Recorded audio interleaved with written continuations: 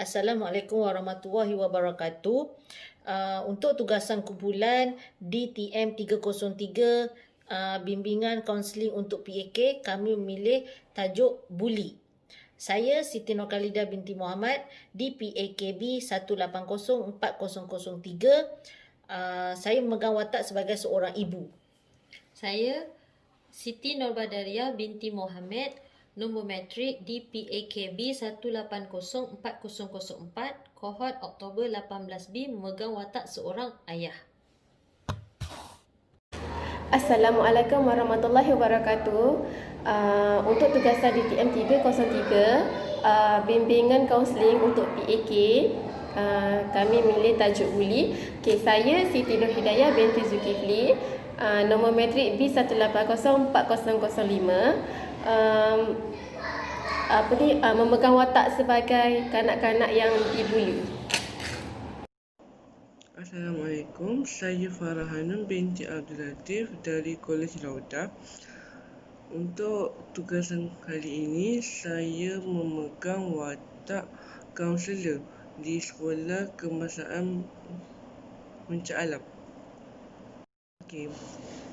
Bolehkah kita mulakan sesi kaunseling kita? Adik, nama adik siapa ya? Boleh cikgu tahu? Nama saya Hidayah, cikgu. Cikgu diberitahu oleh guru kelas kamu, adik selalu tak hadir ke sekolah. Kenapa ya?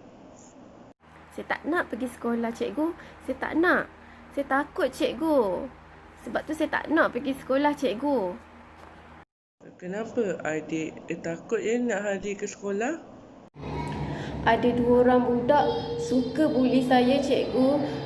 Suka kacau saya dekat sekolah. Saya takut nak pergi sekolah, cikgu. Setiap hari dia orang kacau saya, cikgu. Adik kena buli kat sekolah macam mana ya? Boleh cerita dekat cikgu sedikit? Dia orang suka kacau saya. Kalau saya nak pergi masuk dalam kelas je, dia orang ambil beg saya, tarik-tarik beg saya, conteng-conteng beg saya.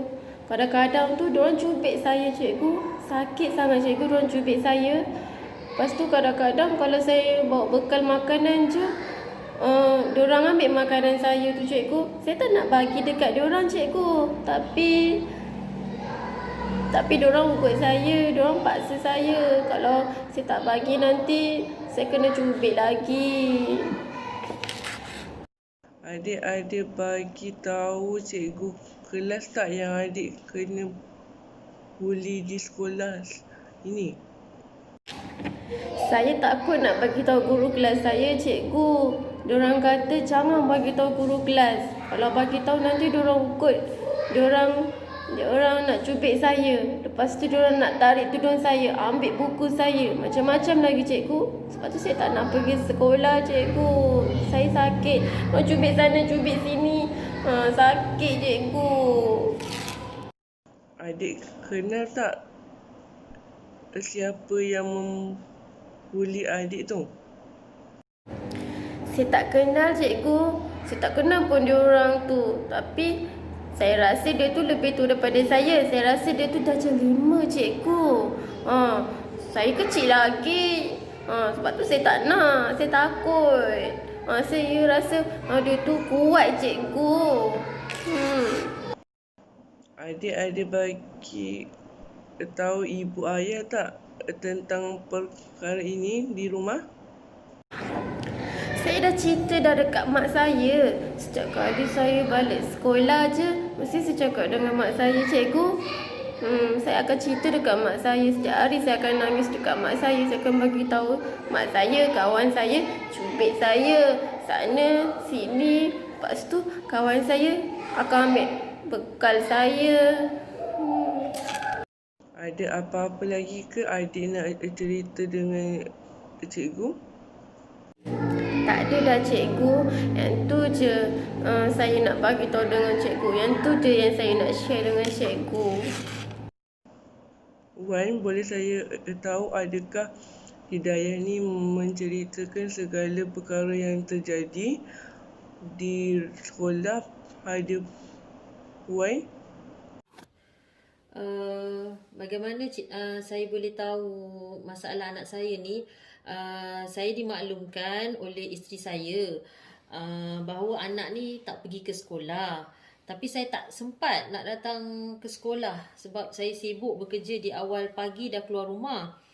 Sebab anak pula boleh jalan kaki sendiri sebab sekolah berada di hadapan rumah. Jadi saya tak sempat nak merujuk pada sekolah bahawa anak saya tak pergi sekolah. Dan pula isteri saya tak suri rumah, ada anak kecil. Jadi dia pun tak pergi ke sekolah rujuk pada mana-mana sampailah ada cikgu datang rumah jemput kami ke sekolah untuk mendapat sesi kaunseling ini. Seperti mana yang suami saya cakap tadilah, saya tak bekerja, jadi saya memang tahulah anak saya tidak hadir ke sekolah dengan kebenaran dan keizinan saya. Saya perasan anak saya dah tidak lagi ceria. Lepas tu dia sering marah-marah, terutama dengan adik-adik dia.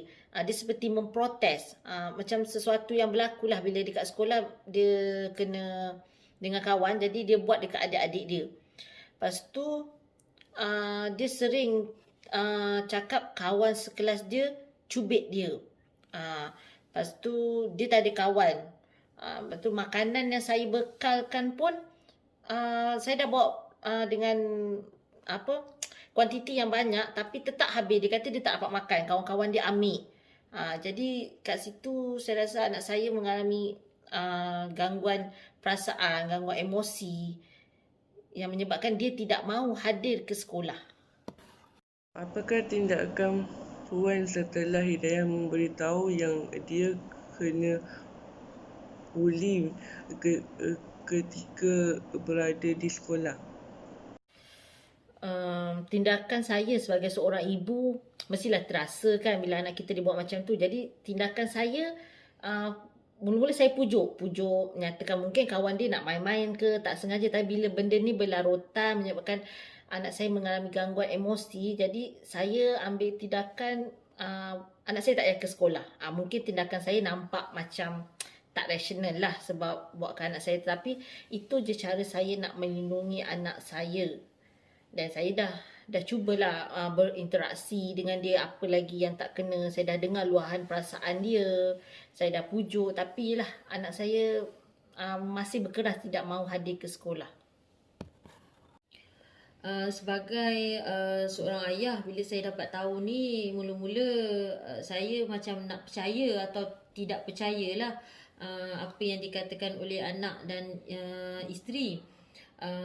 Tapi lama-lama bila dah dapat tahu daripada guru kelas, jadi saya tahulah silap saya lah, sebab saya ambil tindakan dengan tidak sekolahkan anak. Jadi untuk buat anak tu selamat, anak tu duduk di rumah sahaja, tidak pergi ke sekolah. Itu silap saya lah kerana membuat tindakan begitu. Dan saya tidak melaporkan perkara ini kepada guru kelas. Sebab saya fikir di sekolah, saya tahu di sekolah ramai cikgu, ramai anak murid, fokus tu tak ada. Dan benda-benda ni pun tak berlaku di sekolah, tapi berlaku pada anak saya seorang sahaja ke. Itu antara saya nak percaya atau tidaklah cerita ini. Tapi bila melihatkan anak semakin emosinya semakin tidak stabil, jadi saya rasa saya perlu membuat satu tindakan yang saya kena ambil perhatian dia balik semula, kena beri dia, kembalikan emosi dia, saya kena buat dia rasa dia selamatlah untuk berada di sekolah. Okey, baiklah, saya akan ambil tindakan yang sewajarnya dan meneliti segala perkara-perkara yang berlaku, dan saya akan panggil orang yang membuli Hidayah ini untuk menerangkan apa yang terjadi, dan saya akan ambil tindakan yang sewajarnya. Untuk Hidayah, awak mesti hadir ke sekolah kerana bila awak tidak hadir memberi kesan yang buruk kepada awak dan pelajaran awak akan terganggu. Nanti awak ketinggalan dan awak sangat tak boleh membawa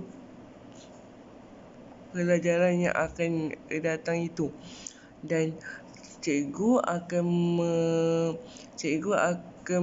memerhatikan dan akan mengambil tindakan sewajarnya dan akan memaklumkan kepada ibu dan ayah awak. Guru awak juga akan mengambil tindakan yang sewajarnya jika perkara ini berlaku lagi kepada awak.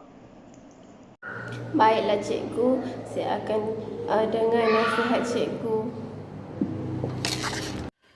Dan saya nak tanya satu soalan pada cikgu kaunselor. Apa yang patut kami sebagai ibu bapa lakukan buat masa yang terdekat ini?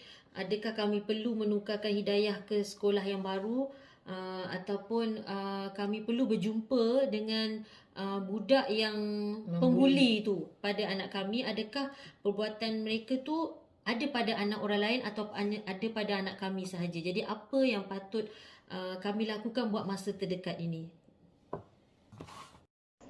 Bagi pandangan saya, seeloknya tak payah tukar sekolah lah.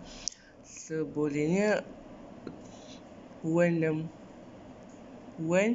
berjumpa dan berhadap Hidayah dengan pembuli tu dan bertanyakan kepadanya kenapa suka membuli Hidayah, ataupun mereka sebenarnya tak tahu yang tindakan mereka tu salah di sisi ni kan. Dan Wan boleh menasihati antara Hidayah dan pembuli itu supaya mereka faham tindakan yang mereka buat ni salah lah. Terima kasih kepada cikgu kerana mengambil berat tentang isu anak saya ni, dan kami sebagai ibu bapa berjanjilah kami akan ambil tahu, kami akan turutlah apa yang perlu kami lakukan demi kebaikan anak kami, dan supaya kes ni tidak berlarutan. Mungkin hari ni anak kami, esok lusa kita tak tahu, mungkin anak orang lain, supaya kita dapat membendung isu buli ni yang berada di sekolah supaya ia tidak berlarutan dan dia terbawa-bawa sehingga mereka dewasa kelak. Okey. Terima kasih. Okey, terima kasih ya Puan dan Puan.